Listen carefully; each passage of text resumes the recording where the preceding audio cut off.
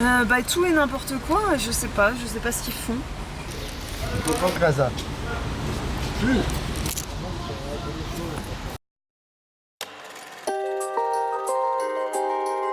Enfin, nous sommes de retour sur la route. Mais nous le savons bien, rien ne sera jamais pareil que pendant ces 2 ans sur le continent mer. On garde les mêmes personnages, Ilyes, la grosse baleine, et moi. Mais autour de nous, tout change. On met notre nostalgie africaine de côté pour avoir un cœur presque vide et de la place pour de nouveaux souvenirs.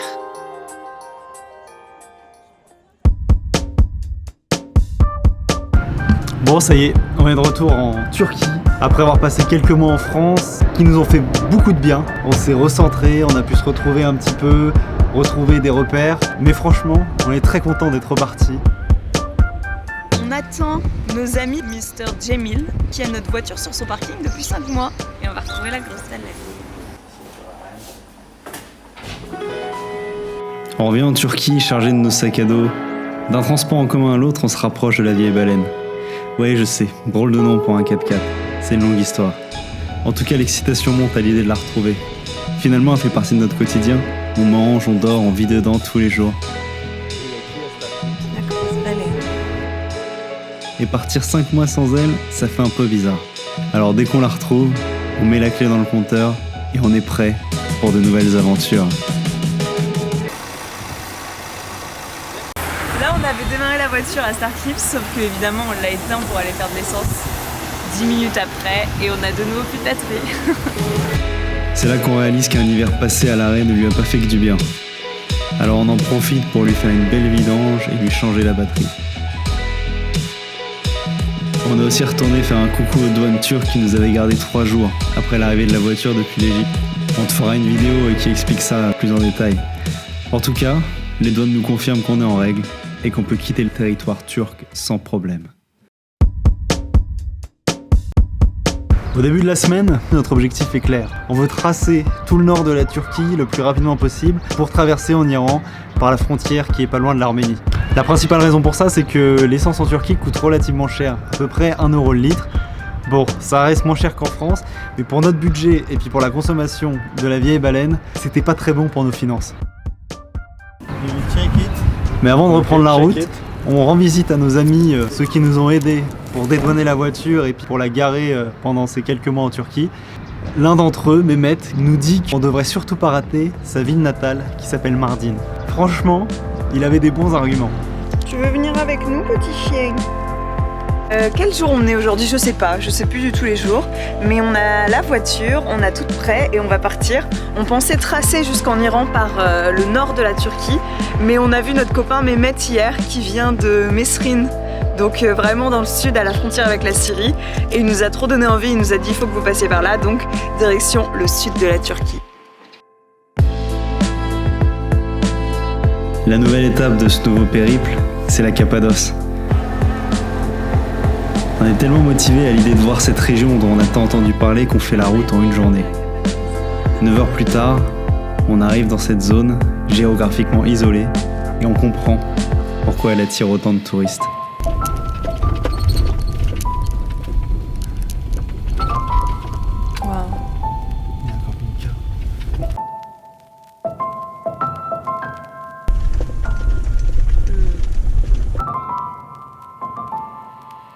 Ce qui est assez dingue, c'est de se dire qu'il y avait des gens qui vivaient dans ces grottes. Et il y en a absolument partout, éparpillés partout dans la vallée. C'est complètement ouf. Par exemple ici, on rentre dans une grotte comme ça. La vallée est là.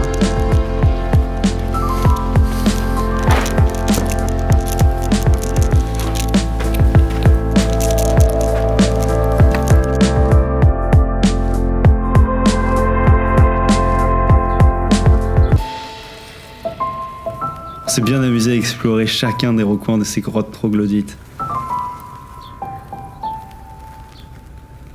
Il y a aussi des petits villages dans la vallée, tous aussi mignons les uns que les autres. Alors on s'est baladé dans ces ruelles et on a profité de l'architecture exceptionnelle.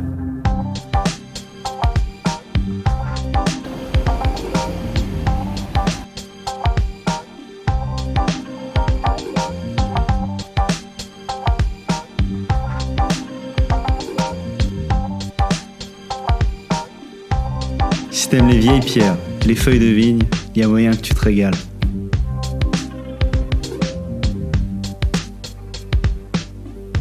Comme toute destination touristique, ici on va te proposer plein d'attractions. Balade à cheval, quad ou dromadaire, et surtout des vols en montgolfière, pour la modeste somme de 300 €. Nous, on se contente de trouver un spot et camper au pied de la vallée. Alors pour ce faire, rien de plus simple, on s'enfonce dans le décor, à la recherche d'un coin un peu surélevé. On déplie la tente, on attend impatiemment le lendemain matin.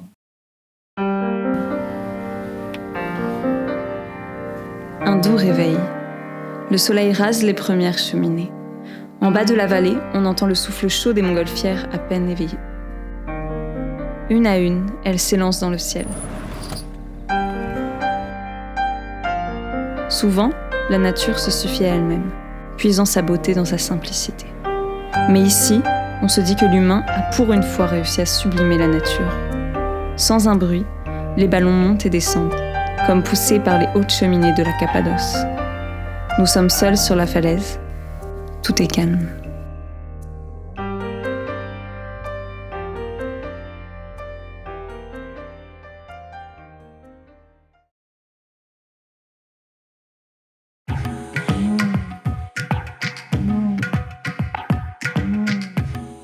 Après s'en être mis plein les mirettes en Cappadoce, on prend la route vers le sud et on s'enfonce dans le cœur du Kurdistan turc. Et en se renseignant sur l'itinéraire, on tape le nom des villes sur Google et il y en a une qui revient souvent et qui a franchement pas la cote.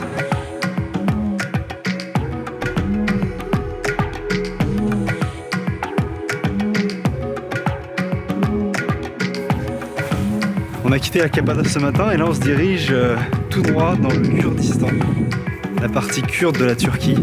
Dans quelques kilomètres, on va se retrouver dans la ville principale des Kurdes, qui a plutôt mauvaise réputation. Mais nous, on va juste la traverser et ensuite on va filer dans une montagne pour aller voir un super site historique. Moi, je me suis changée parce qu'on rentre dans une région qui est plus conservatrice, donc on s'adapte.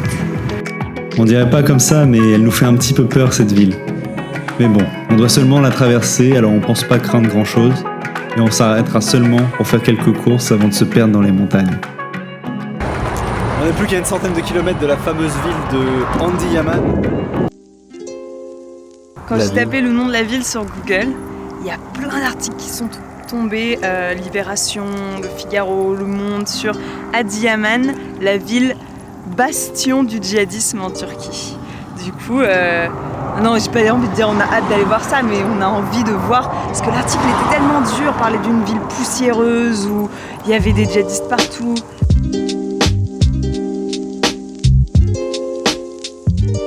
La ville est propre, claire, et nous sommes surpris par la beauté des plates-bandes et des arbres tout au long de la route. Les familles font du shopping dans les grosses enseignes des centres commerciaux, les enfants jouent dans les allées, et le marchand de fruits nous accueille avec le plus grand des sourires. En cette fin de journée, tout le monde est occupé à faire ses courses pour rompre le jeûne du Ramadan. On a eu beau chercher, on n'a pas trouvé plus de misère qu'ailleurs. Elle était peut-être cachée sous un gros tas de poussière déposé par Libération ou autres médias occidentaux. Cependant, nous n'y avons fait que passer. Il n'y a que ceux qui y vivent qui pourraient démêler le vrai du sensationnel. Bon, finalement, elle a pas l'air si terrible que ça, cette ville. Alors, juste avant d'en sortir, on s'arrête à la station essence pour faire le plein. Et c'est là que la première galère du voyage commence.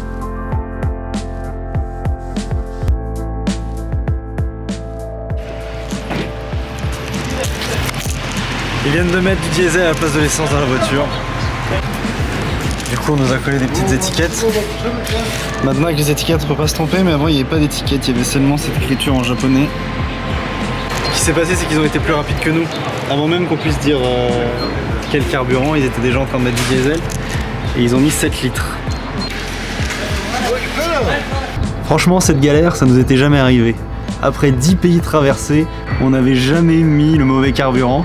Du coup, on savait pas trop quoi faire. Et comme on n'est pas des experts en mécanique, on n'a pas voulu prendre le risque. On refuse de rallumer le moteur. On fait des recherches sur internet. Et on se dit que la meilleure des solutions, ça reste de vidanger le réservoir à essence. Et lui, il veut remplir jusqu'à fond d'essence qui en soi le ferait, je pense, mais ça va abîmer le moteur parce que du diesel qui passe dans un vieux moteur comme ça de 98, c'est pas bon. Les mecs sont pas trop contents parce que ça fait du travail en plus, mais bon, on sympathise et après avoir discutaillé pas mal de fois, ils finissent par accepter. La technique du siphon n'a pas marché. Le siphon ça n'a pas marché du coup. Là il est en train de se brancher directement sur les réservoir. Ils sont en train de siphonner tout là. Ils ont déjà rempli un premier bidon de 30 litres. Et là ils ont rempli un deuxième.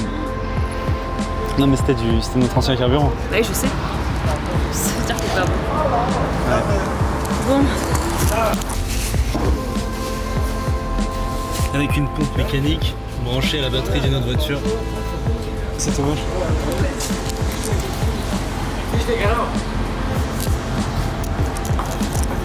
On fait de la pub pour notre Instagram tant qu'à faire. Sur cette galère, à un moment où tu acceptes la galère. Ce qui est marrant dans cette galère, c'est que on a complètement oublié qu'on était dans cette fameuse ville qui nous faisait peur la veille. Cette ville dont les noms s'inscrivent sur les titres des journaux alarmants. On a oublié tout ce que disaient ces articles. Et on se retrouvait juste avec une bande de gars qui étaient volontaires pour nous aider. Et je trouve que c'était une belle leçon.